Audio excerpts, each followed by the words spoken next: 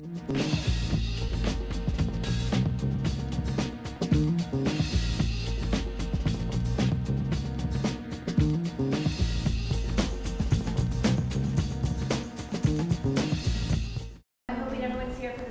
workshop, and I just want to welcome everyone.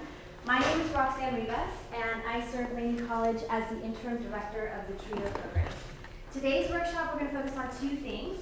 So Jessica from the Peralta Foundation is here today, and she's going to go over the STAR system. So one of the wonderful things that the Peralta Foundation has done is streamlined the application process. There are so many scholarships available this semester. I think we're missing a flyer. So yeah, right here, all of these guys. So there's like 20 opportunities for you. And it could be that you are eligible for like half of those, if not more. There's just one application that you have to fill, thanks to the STAR system. So Jessica's going to be here to explain how the application process works. And that'll be the first half of the workshop. The second half of the workshop, I'm going to be talking about how to create a really strong personal statement. Because all of this comes down to how you are able to articulate your story and express your needs and your goals in a manner that is really compelling for the scholarship committee. All right, I'm going to hand it over to Jessica for the first half. All right, well, thank you all of you for coming out today, and for those of you who RSVP'd, it's very helpful for us to be able to know and control how many people. Obviously, we're not in the big room today, so thank you for that. So has everybody been able to log into their computer to just initially get into their computer to start with? No? Can you just raise your hand if you haven't been able to get in yet? Okay. Because we are going to be walking you through the application process. So we will be coming around and helping you get logged in. Many of you may have signed up in the past in previous semesters, and your logins and all that will still be the same as well. Our site, our login application site, can be accessed from the district website. It can be accessed from Laney's website, from any of the other 3 colleges' website. All of them, you will see a little green link that says Peralta Colleges Foundation Scholarships, which will take you to our homepage. On our homepage, you'll see lots of different things, but the main thing you want to focus on is the red button that says Apply Now over on the right-hand side. Click on that, and that is where you start the actual application for scholarships. So if you've never gone into this screen before, if you've never seen the screen that's in front of you, then you need to hit Sign Up. If you have created a username and a password in this program before, like in a previous semester or earlier this semester, then you will need to use whatever username and password you created before. If you are going in to sign up now, you get to decide what you want your username to be. You get to decide what you want your password to be. It can be anything you want it to be. There are no restrictions on it. Mind you, I and your reviewers will see it, so you should keep it appropriate. But it is whatever you want it to be, and your password we will never see, okay? So go ahead and go into the Sign In Now and start filling in your basic information. It's gonna ask you for your first name, your last name. Anything that has a star is a required entry. So I'm gonna move along, and we're gonna save questions for the end, okay?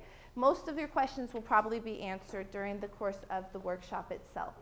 So most of you have already gotten to this page where it's personal information. You're going to fill in all of your own personal information. Wherever there is a star, you have to fill something in. You're going to create your own username, your own password.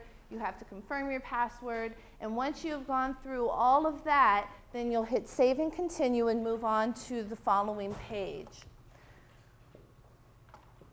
You will not be able to move forward until you have completed all of the stars. You can fill anything you want for your username or your password. Once you continue on, it's going to take you to an opening questionnaire. I've already filled out this questionnaire, but you will see that as you'll only see one question at a time. So the first question you're going to be asked is, are you a U.S. citizen? It asks this not because if you're not a citizen do you not qualify, but because you qualify for different scholarships. We have scholarships that are specifically for international students. We have scholarships that are specifically for AB 540 students. We do have scholarships that do require you to be a citizen. So however you answer each of these questions will help the system to know which scholarships you qualify for by the time you get to the end of the application. So go through and you'll answer each one as truthfully and honestly as possible. You will need to select a primary campus. Many students get caught up at this question because maybe they're attending school at multiple campuses. Since you're at the Laney workshop, for most of you, Laney is probably your primary campus, but it may not be. Your primary campus is where do you plan to graduate from? Where are you taking the vast majority of your classes? If that's something that's questionable for you or you're thinking about changing, do what you think is most accurate right now, okay? Then continue on. It's going to ask you about full-time or part-time. Again, there's scholarships that are available for full-time students, but there are scholarships that require that you're a part-time student as well. So go ahead and click that absolutely honestly. Continue all the way on down and through until you get to the very end. The last question is please click save and continue, and then, or okay, and then save and continue. That will then take you on to the academic information page. So again, the answers to these questions are going to help the system to know which scholarships you qualify for. Many of the scholarships are based on what you're majoring in. They are determined by what your GPA is. They care about how many earned units you have already completed. So all of these questions in here with the star, again, you do need to select an answer. If you have a major that you don't see in this list, I can add it. It's not a perfect list. It's one that I had to compile, so there's definitely problems with it, but if you give me a call or email me, I can definitely add that for you. My information is on the bottom of all of the flyers, which we do have in the room, and I'll just real quick announce my phone number, which is 510-466-7206. I'm there Monday through Friday, and you can reach me just about any time of the day. I'm usually even there during lunchtime, so go ahead and give me a call, and you guys are my priority. So if you call, I will take care of that as a top priority item. So once you go through and answer anything with a star, you have to put something in. If you have attended other colleges, meaning non-Peralta colleges, you will want to list those there. So for myself, before I became a Laney student, I went to Santa Rosa Junior College. So for myself, I put next to number 1 here, I would put in the information from Santa Rosa Junior College. However, I've also taken classes at BCC. I'm a primarily Laney student, but I don't need to put BCC in here, okay? This is for all of the Peralta information at the top. We don't remember the GPA to the high school or wherever they're asking. So they want to know your Peralta GPA. If you don't have a Peralta GPA established, we should talk, because there's other things that we need to take a look at in order to get a number to fill in there for you, okay? So if you are a first semester Peralta student and you have not established a GPA, reach out to me. That way we can discuss your individual situation, because there are scholarships that you will still qualify for even as a first semester student, okay? So I'm going to continue to move along here because we are running low on time. The next section after save and continue is the financial information. Again, this is just a very general, basic information that you're going to need to fill in. This should be the same information that you would put here is the same information for when you filled out your FAFSA. If you have not filled out a FAFSA, I would definitely do it, even if you think you're not going to qualify or receive financial aid through it, because a lot of the applications or a lot of the scholarships require that you show that you at least applied. So if you have not filled out the FAFSA, please do. So you'll fill in, again, just to the best of your ability to be as honest as possible, the information and financial information. And then you get to the free-form essay questions. Now this is the part where everybody gets nervous, everybody gets held up at, is, oh my gosh, I don't want to write an essay, right? So Roxanne's going to go over that individual portion a little bit more in detail after I finish with the basic run-through. But basically, my advice to you is this is the easiest essay you're ever going to write because it's about you. You don't got to do any research. You already know all of the details, and it's just a matter of really pulling that together for yourself and thinking about what is it that these people who are going to be reading my application need to know about me and who I am. What makes me unique and different from the person who's sitting right next to me and is going to make my essay stand out from that? What about me? What about my story is so different that they need to know, and that's going to make me stick in their mind when they're reading 50+ applications, right? So, yes? A veteran? Did you serve in the U.S. Army or any of the other armed forces? That's a veteran. So, so the first question is the actual essay question. The other questions are short answer questions, expected to be answered in approximately 100 words or so.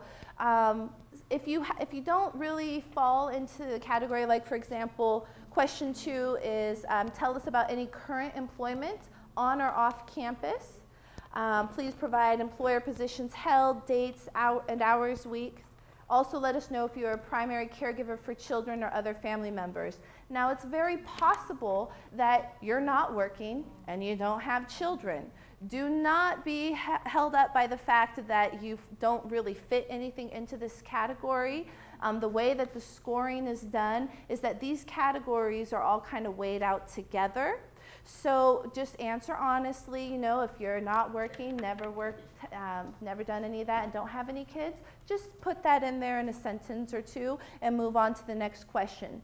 The next question then describe volunteering, extracurricular activities, leadership roles you have taken on either in school or in the community. Please explain how these activities support your educational goals.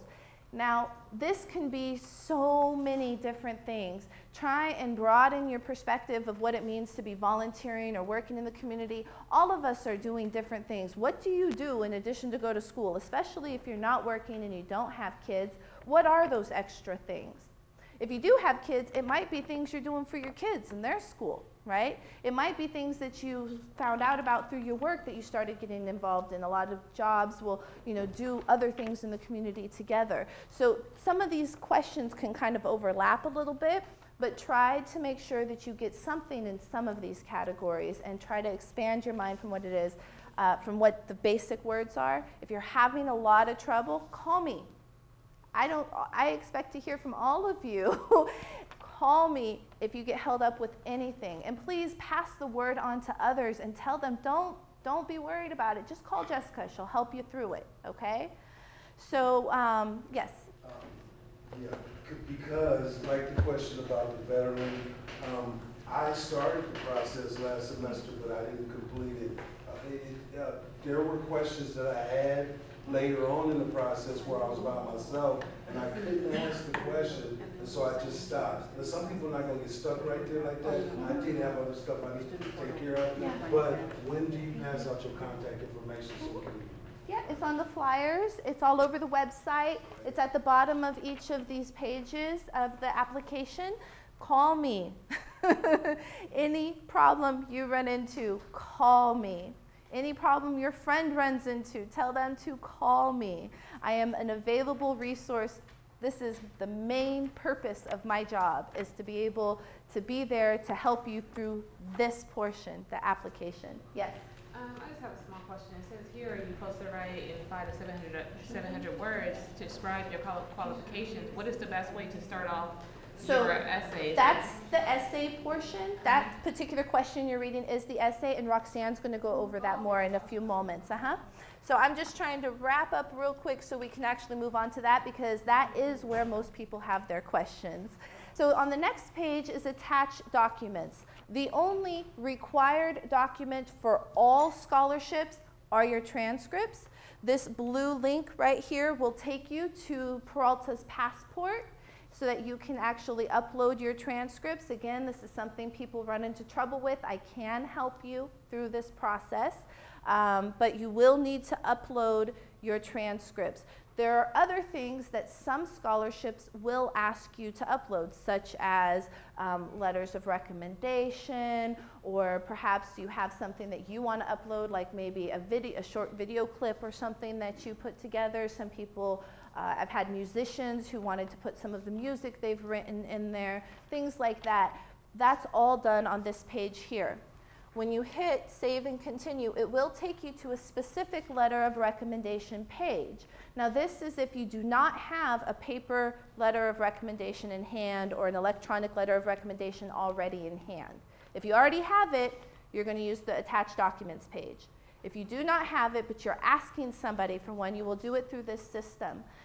You will click on the to button, and you will fill in their information, their first name, their last name, their email, and when you hit send, they will receive this message. You can alter this message, but I recommend that you leave the content of it as much the same as possible and only add to it, don't delete, because there is important information for the reviewer, the letter of recommendation person, to go ahead and fill in.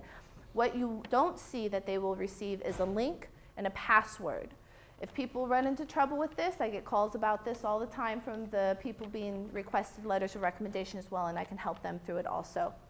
The final page is the recommend scholarship. So after you've filled everything out, at the end, you're going to see a list of scholarships that the system believes you qualify for. Now, that's based off the way you answered the questions. When you actually go in and you hit the apply now, it's going to bring up the criteria. You need to go through each piece of criteria that says required and make sure that you really do qualify. Am I a Laney College student? Yes. Am I currently enrolled in 6+ units? Yes. Have I completed 24+ degree applicable units? Yes. Have I received the CCC BOG fee waiver? Yes. You have to answer all of those questions. If you do not actually meet any of those pieces of criteria, then the system is wrong and you don't actually qualify for that scholarship and you will not be able to continue. You also have to select each of these starred ones here and then hit apply now. Then you go back to the return to the scholarship search and do it for each of them.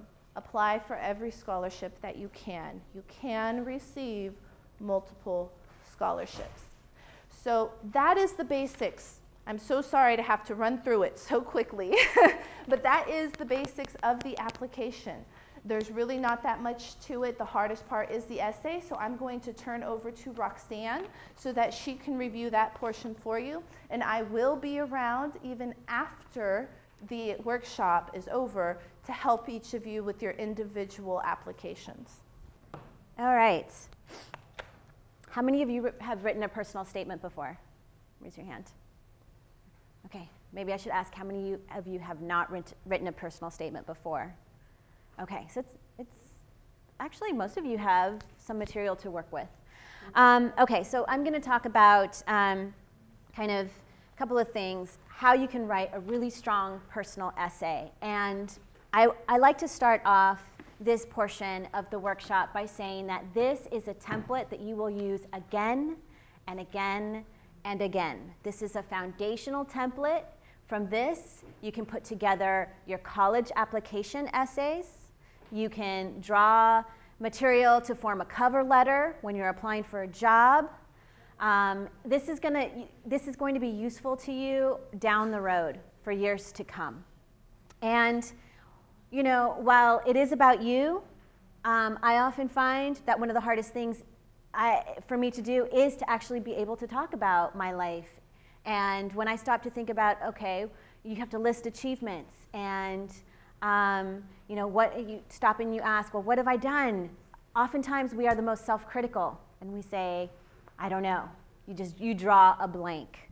So the focus of this is going to be kind of what is the content that comprises a personal statement? And how do you create that? Where do you start from? Feedback. That's my number one suggestion. Ask somebody. I like to follow the rule of 3. If you're in doubt with anything, ask at least 3 people. And my suggestion, if you're having a hard time kind of getting started forming a personal statement, is go to 3 people, a family member, a friend, and maybe a colleague or a peer. Someone, ask them, what do you think are my top 3 qualities? You know, have them speak to your character. If they've known you for a long time, ask them, what do you think have been some of my greatest accomplishments in the time that you've known me? Some challenges overcome.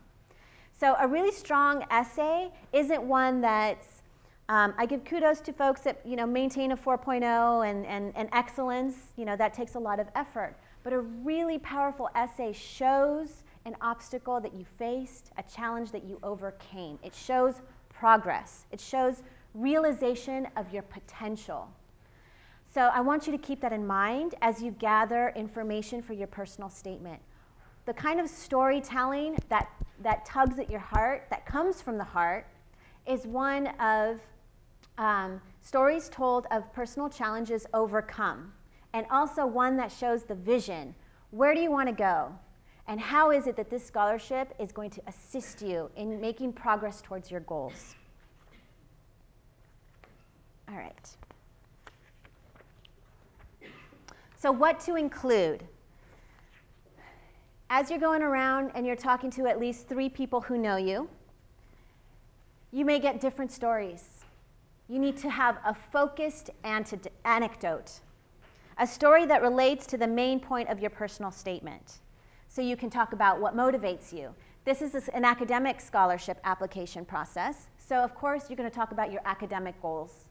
You're going to tie that back to maybe your career goals, or what do you think is your higher purpose in this life? What are you here to achieve? What's your long-term vision? Think about your 5-year plan. I'm at community college, then I want to transfer. I'm going to get my certificate or degree and go into the workforce. And what's your 10, 15-year plan? What is it that you're trying to build here at Laney? What are you working towards? So I want you to think about your 5, your 10, your 15-year goals, your personal goals and your professional goals. And you tie that to your academic goals. So as you ask folks for feedback and you focus on your a story that you're going to use in your personal statement, you want one focused anecdote. A strong connection between your anecdote will be the focus of your personal statement. And you want to relate that to your academic goals. Okay. So your outline. You've gathered your data now. You've asked 3 or more people, what are some of the challenges you've overcome? What do they see are your strengths? And you've sat with this for a while. Now you've got some information. So you want to take out a piece of paper and you want to create an outline. Well, there are 3 components to a paper: an introduction, the body of your work, and the conclusion. And remember, you are writing a scholarship personal essay. So you need to know your audience. So you need to spend some time as you work through your application. You want to view these scholarships individually. You want to know in advance which ones you qualify for. You need to know your audience. What is the purpose of that scholarship, right? For example, there are memorial scholarships dedicated to people who have a passion in certain areas. Some of them, the Loretta Hernandez Scholarship. Loretta Hernandez, dedicated the majority of her life to students. As a young student, then an instructor, counselor, Puente Program Director, and faculty leader. She was a true inspiration to her students, colleagues, and all who knew her. This is a $1,000 scholarship awarded once per year. It's intended to be awarded to an outstanding student. The scholarship is based on financial need. All right, so that is a core concept. It's based on financial need. Applicants must practice good ethics and demonstrate integrity. So you need to know in your personal essay, you need to demonstrate ethics and integrity as you're articulating your personal story. So pick an anecdote that speaks to that. And you must be planning to transfer to a 4-year or continue your studies in a trade or profession. So if you qualify for this and you want to apply to this scholarship, now you have components of what needs to go into your personal statement. So it's very important to read the eligibility criteria. And that's going to help you put together your content. Okay, you need to speak towards financial need. You need to speak towards, for this one, ethics, demonstrate integrity. If you're planning on transferring, you need to mention that. So these are the things these are the details that are very important. Okay. So in your introduction, you're going to talk about who you are and why you're applying, right? You are a student. You have financial need. You need to explicitly state that. You want to talk about what your goals are. You can talk about, I'm at Laney College because I'm going for my AA in, business. And then I plan on transferring to a 4-year, and I want my master's degree, and I want to be, a professor, or I want to start my own business. These are the things that you start to talk about in the body of your personal statement. Give us a timeline. When do you plan to achieve them? Let us know where you are in that process. I am a sophomore. I plan on transferring in 2 years, or if you have less time than that, give us a timeline. This scholarship is going to help me buy books. This scholarship is going to help me pay rent. You need to talk about what this money is going to be good for, how it's going to assist you to achieve your goals. Your conclusion, never forget to mention, a lot of students write a great personal story, and they forget to mention, again, what the money is going to be used for. Why do you need this right now? So I can't emphasize that enough. Express the need explicitly in your personal statement. Tell us what the money will be used for. So in short, pick an anecdote that shows progress. There are students who have written about how they started Laney College at the foundation skills level, and they were failing in math. They got some tutoring, or they entered a student support program, something, and they studied really hard. They went in one semester from an F to a B. That is a huge accomplishment. And that was the focus of that personal essay, was just, in spite of all of, being a single parent, not having a car, having to travel from afar, making it here on time every day, and also working. Talk about your trials, your tribulations, what it takes for you to come here to accomplish what you want to do. Like I mentioned before, what you really want to do is you want to show the realization of potential, that you can achieve your goals. So going from showing progress, having a low grade in a class, and then ending with a high grade, that's realization of potential. So make sure you pick a story that highlights that about you. Okay, in summary, your goals, you want to tie that to the scholarship opportunity, so you need to know your audience. Read the eligibility criteria for every scholarship, and talk about how having this funding right now is going to help you realize your dreams. Your short-term academic goals, your long-term personal and professional goals. Any questions? Okay, I have some things for you. I made some copies, just kind of a summary, how to write a personal statement. So I'm going to pass this around. This is bullet points of my presentation. And also, as many scholarships as we have at Laney College, there's also a plethora of private scholarships outside of the college. And I just compiled a list of, I think, 27 other websites to take a look at for private sources of funding. So I'm going to pass these around. Just take one, pass it on.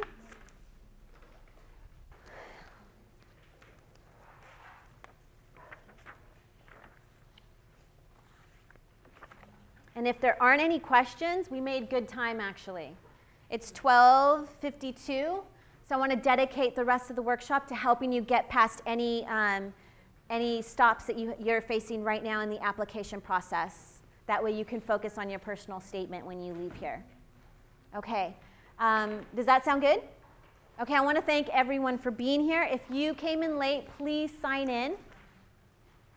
And we're going to turn this over into a lab situation so I can come around too and help you troubleshoot.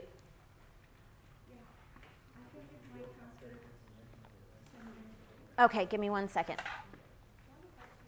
So if you applied for scholarships last semester and we had someone write a letter of recommendation, can you use the same one? Or can you do like This is a good letter of recommendation question. So I just want to bring up that the deadline for the scholarships is March 9th. You need to give your recommenders at least 2 weeks notice, preferably 3, okay? So if you're asking someone to write you a letter of recommendation, send the links out now. They need enough time to be able to write something about you, given people's busy schedule. So and that's just kind of standard. You want to give people enough time, and you want to tell them, you know, a little bit about yourself. You want to pick folks that are, you know, faculty, people that you've worked with, people that have known you for a long time. The question was, if someone gave you a letter of recommendation previously, can they do it? You can't use the same letter. Have them update the letter. Okay, no old letters. This is a new application. So you can have the same recommender, let them know you're applying for, you're going through the scholarship application process again, and send them the link so that they can recommend you. And I want to give you a tip. It's very important that when you ask for a letter of recommendation, you provide them with some information that's going to be helpful and aid them in writing you a recommendation. For example, the Loretta scholarship, okay? You need to demonstrate the practicing good ethics and the showing integrity. So think of who can recommend you that can speak to those qualities about you. So it's another reason why it's really important you go through the eligibility criteria, because then you can start to think of, oh, okay, I know someone who can talk about these areas that are required in this scholarship and how it relates to me. Okay, any other questions? Naima.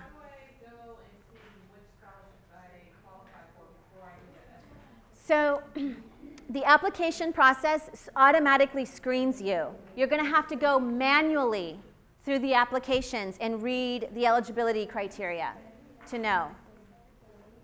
What happened to the papers you was passing around?